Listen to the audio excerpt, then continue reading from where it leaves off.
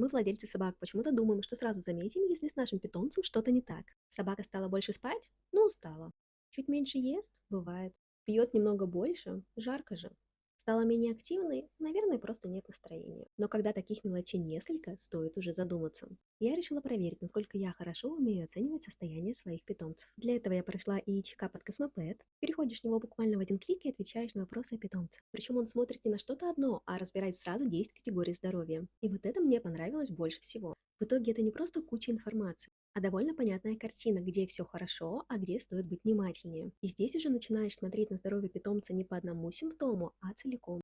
Конечно, никакой ИИ не заменит ветеринара, но заметить изменения вовремя – это уже наша ответственность, потому что здоровье собаки начинается не тогда, когда ей стало плохо, а с того момента, когда мы начинаем замечать изменения. На сайте можно получить консультацию ветеринара бренда онлайн совершенно бесплатно. Я сохранила этот чекап себе и считаю, его должен пройти каждый, у кого есть питомец. Оставила ссылку в актуальном чекап.